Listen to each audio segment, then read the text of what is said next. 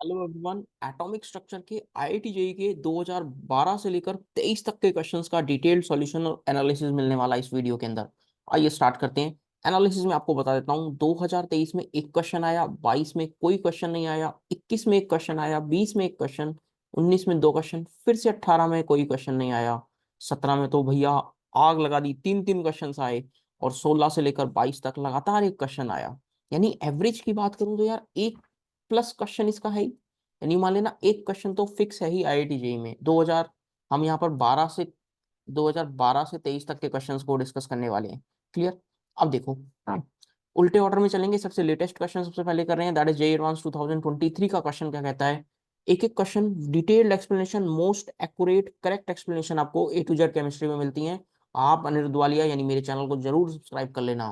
Question है, for helium plus a transition takes place from the orbit of radius 105.8 picometer from radius 26.45 picometer. Wavelength बतानी है of the emitted photon during the transition. यार हमें पहले ये तो पता लगे ट्रांजिशन है कौन सा। तो क्या मैं सबसे पहले रेडियस ऑफ nth ऑर्बिट का expression 0.529 n square by Z angstrom रहता है। क्या मैं इस एक्सप्रेशन को ऐसा लिख सकता हूँ, 52.9 angstrom by n square by Z picometer. ये मैंने पिकोमीटर में लिख लिया। अब सबसे पहले ना हम ये निकालते हैं कि वो ट्रांजिशन कौन से ऑर्बिट से हो रहा है। 105.8 picometer will be equals to 52.9 n square. यहाँ पर हीलियम प्लस की बात कर रहा है तो एन का वैल्यू 2 हो जाए, ओ जेड का वैल्यू 2 हो जाएगा, एन वन स्क्वायर में लिख देता हूँ। तो दोस्त यहाँ से एन वन का वैल्यू आता है 2। क्लियर। सेम एक्सप्रेशन फिर से यूज करेंगे, that is 26.45 picometer will be equals to 52.9 into n two square by 2। तो यहां से सॉल्व करके जो एन टू का वैल्यू आएगा वो 1 आएगा। यानी जो आपका ट्रांजिशन हो रहा है वो 1 से 2 वाला हो रहा है। अब क्या करें, अब आप डेल्टा ई निकालो, एनर्जी का डिफरेंस। क्या आप उसको रफली ऐसा लिख सकते हैं, 1240 divided by wavelength in nanometer equals to, क्या आप यहाँ पर लिखेंगे 13.6 Z square into 1/n1 square minus 1/n2 square. अब इसको n1 n2 लिख लो ताकि डाउट ना रहे। क्योंकि हम ट्रांजिशन देख रहे हैं ना n1 से n2। अब इसको उल्टा लिख लीजिए, ये n2 हो गया, ये n1 हो गया, ये 1 लिख लो, ये 2 लिख लो। अब आपके पास है 1240 upon wavelength in nanometer will be 13.6 into 2 का स्क्वायर 1/1 स्क्वायर माइनस 1/2 स्क्वायर। और जब आप यहां से वेवलेंथ कैलकुलेट करेंगे ना तो you will obtain 1240 divided by 13.6 into 3। ये 4 से 4 डिनोमिनेटर में कट जाएगा, जो वैल्यू रफली सॉल्व करके 30.3 नैनोमीटर आ जाएगा। तो ये मैंने इसलिए किया, डायरेक्ट वेवलेंथ नैनोमीटर में आ गई। रेडियस के डेटा से पहले क्या निकाला, ऑर्बिट, किस ऑर्बिट्स के थ्रू ट्रांजिशन हो रहा है, n1 n2 का वैल्यू निकाला, देन हमने एनर्जी का एक्सप्रेशन यूज करते हुए वेवलेंथ को कैलकुलेट कर लिया। क्लियर। अगला क्वेश्चन देखो, ये एक अच्छा क्वेश्चन है, 2022 में कोई क्वेश्चन नहीं आया था, 21 का क्वेश्चन है, बढ़िया क्वेश्चन है। क्वेश्चन की लैंग्वेज में स्टूडेंट्स को पढ़ के थोड़ा सा अजीब सा लगता है बट मैं लैंग्वेज पढ़ रहा हूँ। Consider a helium atom that absorbs a photon of wavelength 330 nanometer, change in velocity of helium atom after the photon absorption. कहता है कि momentum is conserve when photon is absorbed. Photon जब absorb हुआ होगा ना, उसका मोमेंटम कंजर्व करना है। समझना पॉइंट क्या है, जो भी फोटोन का मोमेंटम है ना, जो भी फोटोन का मोमेंटम है, वही मोमेंटम का चेंज हम हीलियम एटम में लाना चाहते हैं। क्या बोला मैंने, मैंने ऐसा बोला कि मोमेंटम का जो भी चेंज है, वही चेंज में, चेंज इन मोमेंटम, वही चेंज मैं हीलियम एटम में लाना चाहता हूँ। Change in momentum of helium atom. अब सोचो, फोटोन के चेंज की जब मैं बात कर रहा हूं, फोटोन का चेंज किसमें, मोमेंटम में, मोमेंटम ऑफ फोटोन। अब इसको मैं किस तरह से रिलेट करूंगा, तो ये रिलेट देखो मैं कैसे कर रहा हूं कि आप ऐसा लिखते हैं क्या, energy of photon will be equals to h c by lambda. क्या इसी चीज को एम सी स्क्वेयर लिखते हैं। अब हमें मोमेंटम चाहिए, we are looking for momentum of what, photon, जिसका एक्सप्रेशन क्या रहता है, एमसी। अब देखो एमसी को लिखूंगा तो इसको दो तरह से लिखा जा सकता है क्या इसको दो तरह से लिखा जा सकता है, सी से सी काट दूं तो एक बार लिखा जा सकता है एच बाई लेमडा, और एक बार एनर्जी की टर्म्स में लिखूं तो ई बाई सी लिख सकता हूं। हमें क्या चाहिए, हमें तो दोस्त यहाँ पे चेंज इन वेलोसिटी की बात कर रहा है, चेंज इन वेलोसिटी की बात कर रहा है। और या मैं यूं कहूं हमें वेवलेंथ का डेटा गिवन है, तो हम वेवलेंथ वाला एक्सप्रेशन यूज करेंगे। मोमेंटम और फोटोन को मैं h बाय लेमडा लिखूंगा। Change in momentum of helium atom को क्या लिख रहा हूँ देखना, मास, हीलियम का मास कितना 4 ग्राम पर मोल है। ग्राम पर मोल है, देखो मैं इसको कैसे लिख रहा हूँ, 6 × 10⁻23, क्योंकि इन्होंने एवोगाड्रो 6.023 नहीं लेने के लिए कहा, 6 × 10⁻3 पर मोल लिखने के लिए कहा है। इनटू मास को केजी में लिखूंगा तो +10⁻3। ये मास आ गया क्या आपके पास केजी में, इसका मास आ गया, पर एटम का मास आ गया। अब इनटू डेल्टा वी, अब एच का वैल्यू आप लिख दीजिए 6.6 × 10⁻34 डिवाइडेड बाय वेवलेंथ है 330 × 10⁻9 will be equals to same data 4/6 × 10⁻26 लिख दूं क्या इनटू डेल्टा वी। और यहां से जब आप डेल्टा वी सॉल्व करेंगे तो 0.3 मीटर पर सेकेंड आता है। और ध्यान देना, सवाल पूछने वाला जय एडवांस देखो एक बारीक चीज पे ध्यान रखता है, सेंटीमीटर पर सेकेंड में पूछ रहा है। आप आंसर लिखेंगे 30 सेंटीमीटर पर सेकेंड, 30 इसका राइट आंसर है। क्वेश्चन बहुत प्यारा है, बहुत प्यारा क्वेश्चन है। मैं दोबारा एक स्टेटमेंट बोल रहा हूँ, अब ध्यान से सुनना।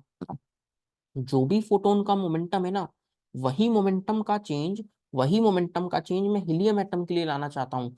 मोमेंटम ऑफ हीलियम एटम को लिखा है m × ΔV, फोटोन के मोमेंटम को मैंने लिखा है h बाय लेमडा। पता लगा ये क्या बोलना चाह रहा हूँ, एक अच्छा क्वेश्चन है, आप जरूर ध्यान रखेंगे।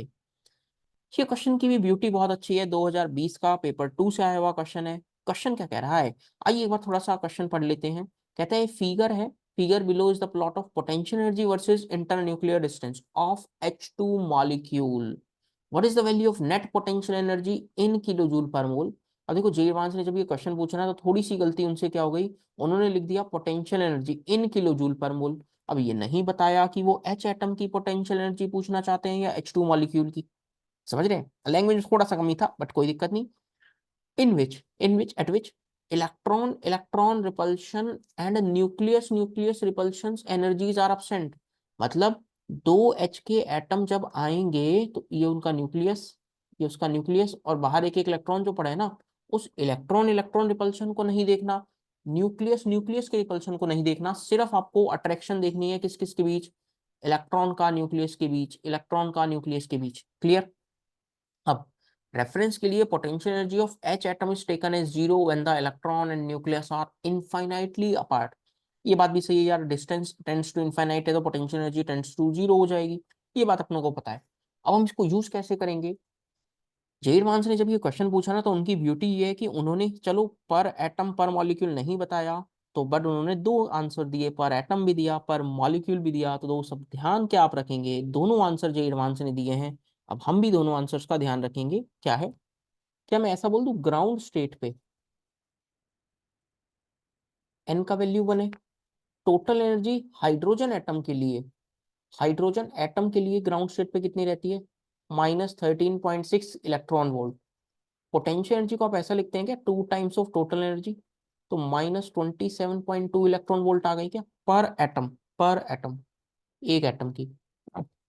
अब क्या मैं इसी चीज को किलो जूल पर मोल में चेंज करूंगा, तो देखो कैसे करूंगा, -27.2 इंटू जूल में कन्वर्ट कर रहा हूँ 1.6 10⁻−19 से मल्टीप्लाई कर दिया, पर मोल चाहिए तो 6.023 इंटू 10⁻23, किलो जूल में चाहिए तो 10⁻−3 से मल्टीप्लाई कर दिया। क्या ये डेटा किलो जूल पर मोल में आ गया, और ये रफली सॉल्व करके आता है 2621.2 किलो जूल पर मोल। जे एडवांस ने ना डेटा जो आंसर दिया था वो एक रेंज में दिया था, क्योंकि वो ये नहीं चाहते ना कि आपकी मैथ्स चेक करें, वो तो कॉन्सेप्ट चेक करने के लिए बैठे हैं। ठीक है, एक आंसर उन्होंने ये दिया था, एक और आंसर दिया था यदि पर मॉलिक्यूल वो पूछना चाह रहे हैं, तो एक मॉलिक्यूल में दो एच के एटम है, एक एटम की एनर्जी इतनी है तो दो की निकालनी है, तो आप डबल कर देंगे क्या, 2 टाइम्स ऑफ -2 621.2। तो आप ये आंसर जो लिखेंगे -5242.2 किलो जूल पर मोल। और ये किसके लिए, फॉर H2 मॉलिक्यूल।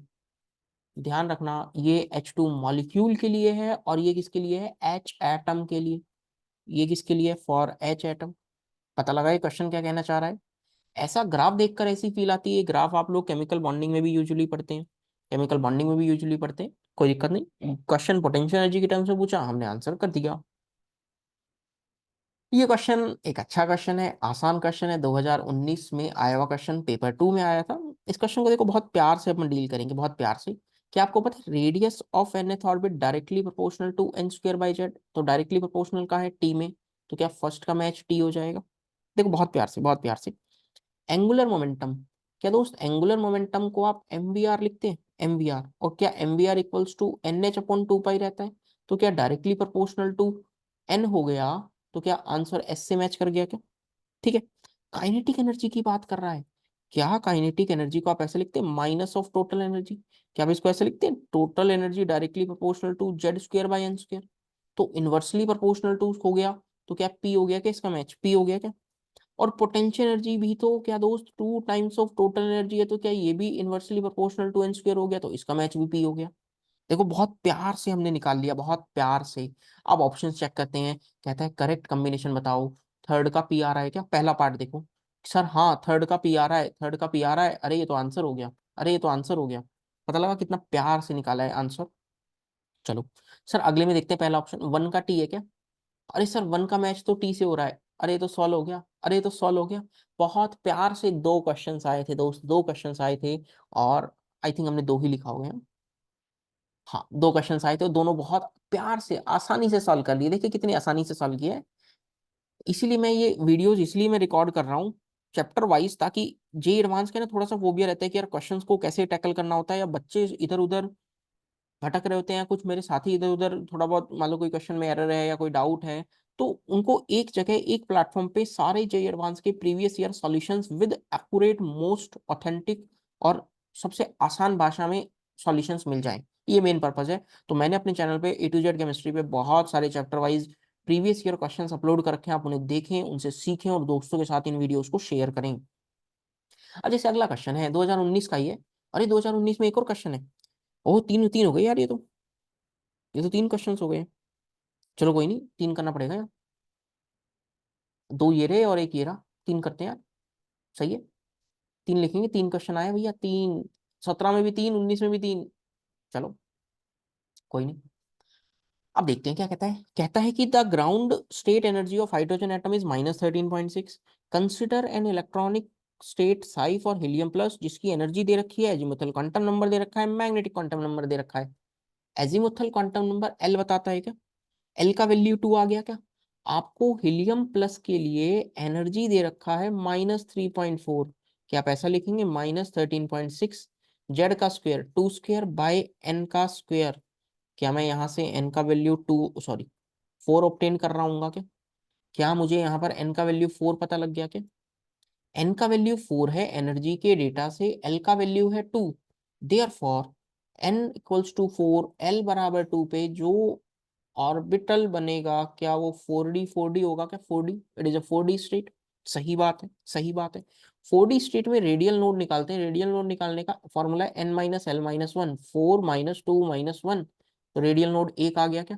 यानी यानी ये आंसर तो गलत हो गया है, तो तीन रेडियल नोड कह रहे हैं, हटाओ। अब चेक करते हैं एंगुलर नोड। दोस्त एंगुलर नोड जो होते हैं वो एल की वैल्यू के बराबर होते हैं, दो है तो दो आ गया। अच्छा, एक ऑप्शन है, ये ऑप्शन को बहुत ध्यान से सुनना। कहता है कि the nuclear charge experienced by the electron in this state is less than two E, जहां E is the magnitude of electronic charge.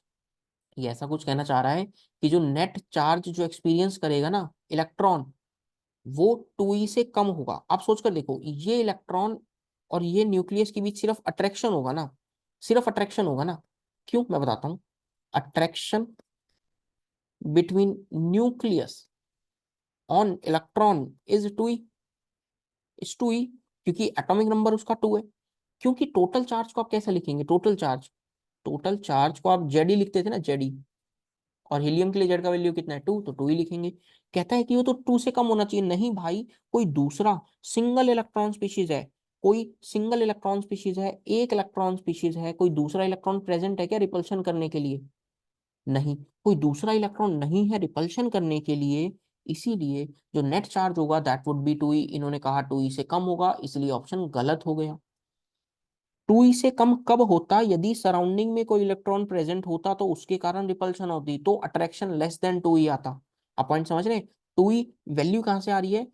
2e से कम कब आएगा? जब सराउंडिंग में कोई इलेक्ट्रॉन रहेगा जिसके कारण रिपल्शन होगा, उसके कारण नेट चार्ज कम हो जाएगा। अभी कोई इलेक्ट्रॉन नहीं है, सिंगल इलेक्ट्रॉन स्पीशीज है, net charge will be exactly equals to 2e। पता लगा? दो आंसर्स हैं ए एंड सी। अब चलते हैं 2017 के महान क्वेश्चन की तरफ दोस्त। ये क्वेश्चन देखकर स्टूडेंट्स को बहुत फोबिया सा लगता है। थोड़ा सा कैलकुलेटिव क्वेश्चन है, प्यार से समझना, प्यार से ही समझाने की कोशिश करूंगा।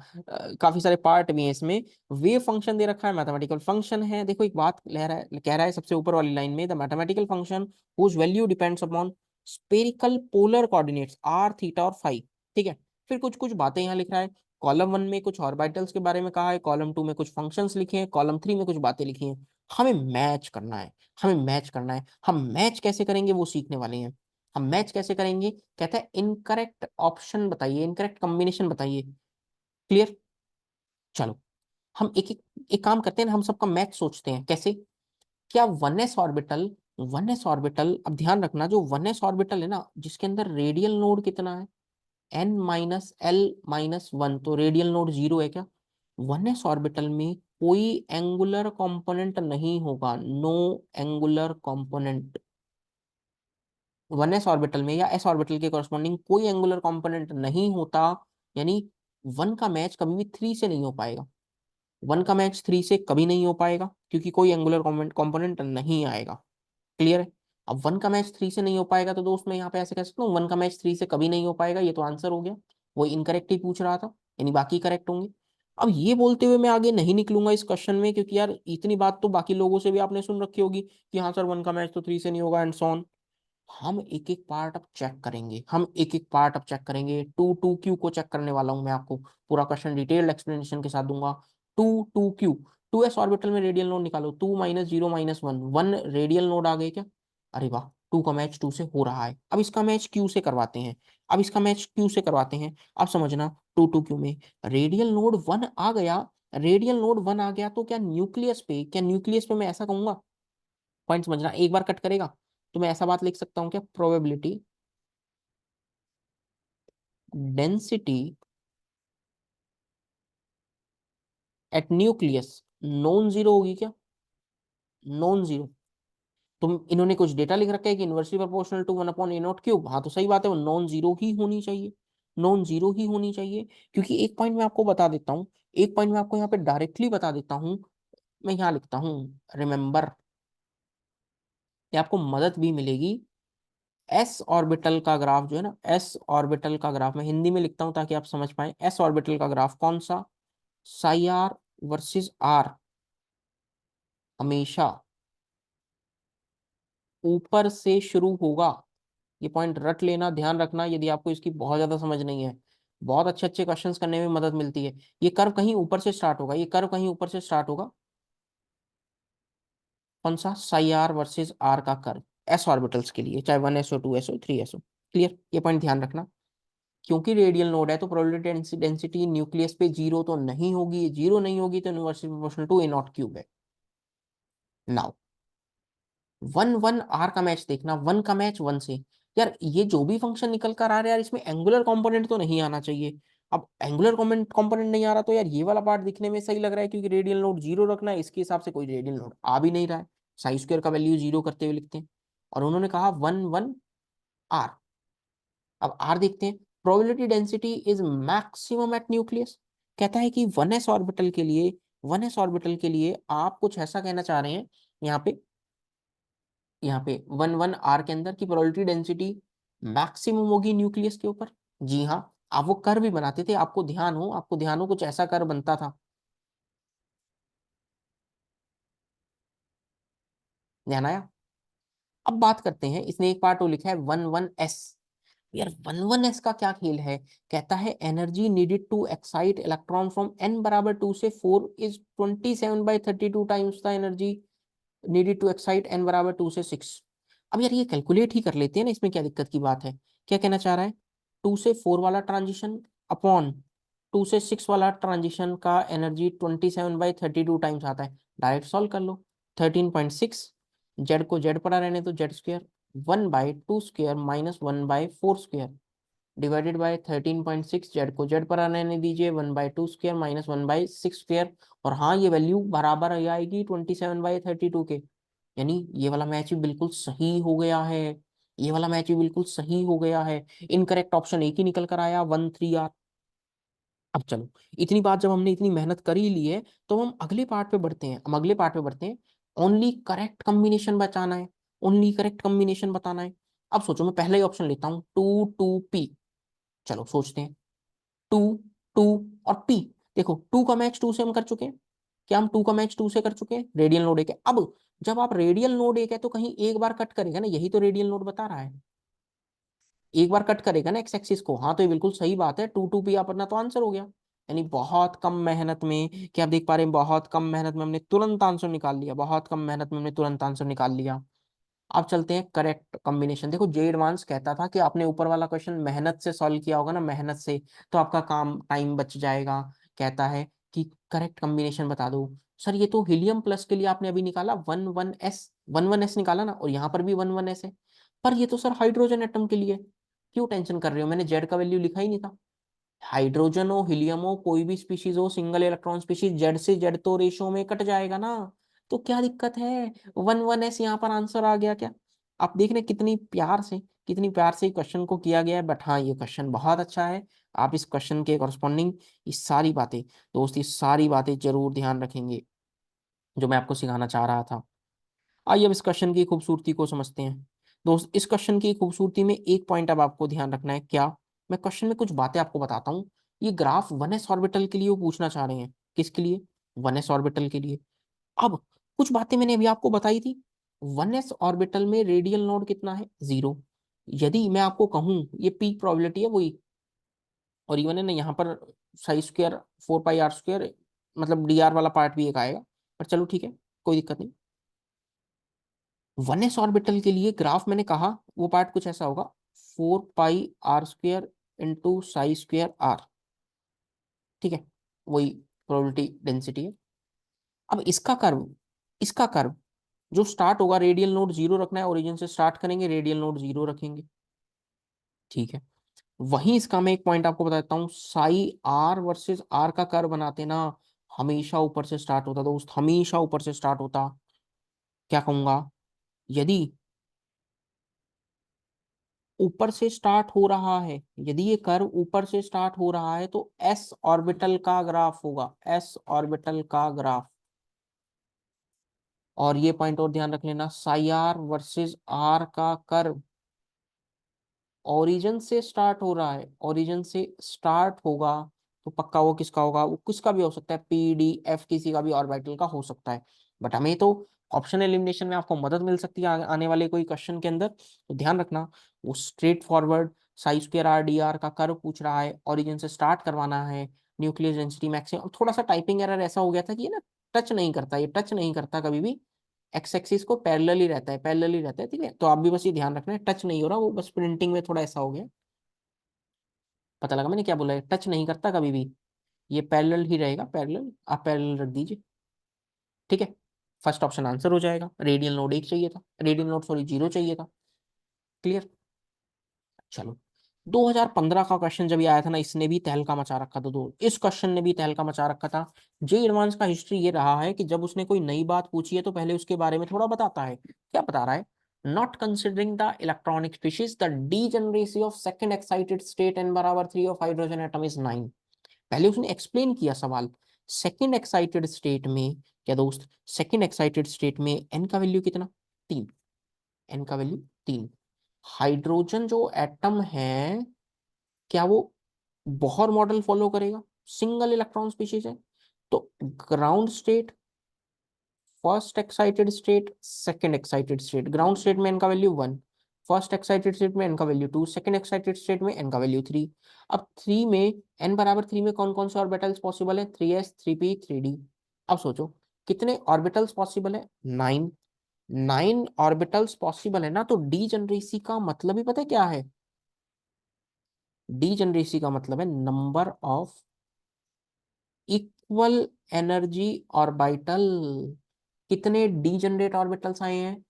जितनी इक्वल एनर्जी वाले ऑर्बिटल्स हैं। डीजनरेट ऑर्बिटल्स कितने आ गए सर? एस में एक ऑर्बिटल है, पी में 3, डी में 5, 5 3 8 1 9 9। हाँ, यही वो कहना चाहता है कि डीजनरेसी 9 है। डीजनरेसी 9 का मतलब है कि उतने ऑर्बिटल्स की एनर्जी बराबर है। 3s 3p 3d की एनर्जी बराबर है। Single electron species Bohr model follow होगा, सही बात है। बट जेई एडवांस थोड़ा सा शानदार है। जेई एडवांस कहेगा इतना आसान क्वेश्चन मैं फिर से कोई पूछूंगा। वो कहते हैं कि अब की बार मुझसे H माइनस की बताओ, वही सेकेंड एक्साइटेड स्टेट में। अब जो H माइनस है ना, वो 2 इलेक्ट्रॉन स्पीशीज है। उसमें बोहर मॉडल दोस्त, बोहर मॉडल नहीं एप्लीकेबल। बोहर मॉडल तो सिंगल इलेक्ट्रॉन स्पीशीज में एप्लीकेबल था। अब क्या करें? फिर अफबाउ रूल लगाएंगे। फिर क्या लगाएंगे? Aufbau rule. अब वो क्या कहता है कि ground state, first excited state, second excited state. Ground state कौन? 1s। फर्स्ट एक्साइटेड स्टेट कौन? 2s। सेकेंड एक्साइटेड स्टेट कौन? 2p। 2p में कौन कौन से orbitals? 2px, 2py, 2pz। Sir यहाँ तो 3 ऑर्बिटल्स की एनर्जी बराबर है। 2px बराबर है 2py बराबर 2pz। तो आंसर कितना हो जाएगा? 3। वही पूछ रहा था, डीजनरेसी कितनी होगी? 3। आई होप मैं ये क्वेश्चन आपको एक्सप्लेन कर पाया हूँ। इसका बहुत ऑथेंटिक आंसर मैंने आपको दे दिया। 3 इज द राइट आंसर। पहले जे एडवांस ने जब क्वेश्चन पूछा, इसी क्वेश्चन में पहले उन्होंने सिंगल इलेक्ट्रॉन के लिए उस वर्ड का मतलब समझाया, डीजनरेसी का। क्लियर? फिर मल्टी इलेक्ट्रॉन स्पीशीज के लिए डीजनरेसी उन्होंने पूछ ली। डीजनरेसी का मतलब पहले हमने पता कर लिया, number of equal energy orbitals. Clear? एक अच्छा क्वेश्चन। अब यार ये क्वेश्चन आसान है। एन बराबर 4, एन बराबर 4 है तो दोस्त एल की कौन कौन सी वैल्यू पॉसिबल है? एल का वैल्यू 0 पॉसिबल है, 1 2 3। क्या सिर्फ ये सारी वैल्यूज पॉसिबल है? एल बराबर 0 में एम एल का वैल्यू 0। एल बराबर 1 में एम एल का वैल्यू 3 है, -1 0 +1। यहाँ पे मैग्नेटिक क्वांटम नंबर -2 -1 0 +1 +2। यहाँ पर जो वैल्यूज पॉसिबल है, -3 -2 -1 0 +1 +2 +3। सवाल क्या पूछना चाह रहा है? सवाल बताओ। सवाल कहता है मैग्नीट्यूड 1 है तो आप एमएल की कौन कौन सी वैल्यूज लेंगे? +-1। उनमें भी सिर्फ वो लेना है जिनकी स्पिन क्या होगी? -12। यानी आधे इलेक्ट्रॉन ही तो लेने हैं। अब सोचो, +-1 लेना है, ये भी ले लिया, ये भी ले लिया, यहाँ से भी ले लिया, यहाँ से भी, यहाँ से भी, यहाँ से भी। अब मैंने इतने ऑर्बिटल्स निकाल लिए क्या? क्या मैंने दोस्त इतने ऑर्बिटल्स निकाल लिए क्या? कितने? 1 2 3 4 5 6 ऑर्बिटल्स निकाल लिए। 6 ऑर्बिटल्स में टोटल इलेक्ट्रॉन कितने आएंगे? 12। बट हमें कितने चाहिए? -12 वाले। तो टोटल कितने इलेक्ट्रॉन्स आ सकते हैं? 6। आप सोचो ना, अरे आप सोचो ना, इसमें 3 डब्बे यही तो बनाते आप। एल ये -1 0 +1, कितने कितने इलेक्ट्रॉन भरते? सर 2 2 भरते। वो कहता है +1 और -1 में आधे आधे स्पिन वाले ही चाहिए, तो यहाँ से कितने इलेक्ट्रॉन आएंगे? 2 आएंगे क्या? यानी यहाँ से आपको कितने इलेक्ट्रॉन्स मिलेंगे दोस्त? मैं डायरेक्टली लिखूं आपके लिए, तो यहाँ से आपको 2 इलेक्ट्रॉन मिलेंगे, यहाँ से भी 2 इलेक्ट्रॉन, यहाँ से भी 2 इलेक्ट्रॉन। तो टोटल कितने मिल गए? 6। 6 इलेक्ट्रॉन इस क्वेश्चन का आंसर। ऐसे क्वेश्चन सब इवन कोचिंग वाले और बाकी सभी लोग, बुक्स ऑथर वगैरह भी काफी क्वेश्चन इस टाइप के डाल देते हैं, क्योंकि एक अच्छा क्वेश्चन है। एडवांस ने पहले पूछा था 2014 के अंदर। 2013 के क्वेश्चन की बात करते हैं दोस्त। कुछ लोग इस क्वेश्चन को गैसीय स्टेट में करवा देते हैं, मैं एटॉमिक में ही करवा देता हूँ। क्या है भाई? वेवलेंथ का रिलेशन आपको पता है क्या? 2m × kinetic energy. अब सर काइनेटिक एनर्जी ना देते हुए उन्होंने टेम्परेचर दे दिया, तो हमें पता है kinetic energy directly proportional to temperature. तो आप ऐसा लिखेंगे, wavelength of helium divided by wavelength of neon will be equals to root over mass of neon into temperature of neon upon mass of helium into temperature of helium। यही लिख रहे होंगे ना? Mass of helium कितना? जो advance देखो कितना प्यारा है, उन्होंने ना सारा डेटा बता दिया। कहता है तुम्हें मास भी याद नहीं होगा, मेरे को पता है तुम खतरनाक लोग हो, तुम्हें मास भी याद नहीं होगा। तुम्हें मास भी बता देता हूँ, ये 20 है और इसका मास 5 है। सॉरी, 4। मैंने गलती से लिख दिया, मेरे माइंड में आंसर घूम रहा था। 4 लिखेंगे। अब वो कहता है टेम्परेचर। टेम्परेचर भी सवाल वाले ने बता दिया। नियोन का टेम्परेचर कितना है? 727। तो क्या 1000 केल्विन हो गया क्या? हमेशा के टेम्परेचर केल्विन में लिखेंगे। -73 हीलियम के लिए क्या वो 200 केल्विन हो गया क्या? क्या दोस्त यहां से सॉल्व करके ये आंसर 5 आ जाएगा क्या? ये 5 और 5 5 स्क्वायर का रूट, यानी 5 आंसर आ गया। इन्होंने पूछा कितने टाइम से? m टाइम से, 5 टाइम से। तो यही तो पूछ रहा है। The wavelength of helium is m times of wavelength of neon. और इसको देखो ना, क्या ये ऐसा ही बना क्या? Wavelength of helium will be equals to 5 times of wavelength of neon. तो यहाँ से m का वैल्यू 5 आ गया। पता लगा, आसान क्वेश्चन था बट ठीक है, आया हुआ क्वेश्चन है, जेई एडवांस है, रिस्पेक्ट रखेंगे। 2012 में एक क्वेश्चन उन्होंने पूछा दोस्त, 2012 में एक क्वेश्चन पूछा। ये क्वेश्चन भी मुझे अच्छा लगता है क्योंकि स्टूडेंट लेवल पर जब ये क्वेश्चन ट्राई कर रहे होते हैं ना स्टूडेंट, तो दिक्कत महसूस करते हैं। क्या है, kinetic energy second Bohr orbit में बतानी है, तो एम वी आर बराबर N H upon two pi लिख दूं।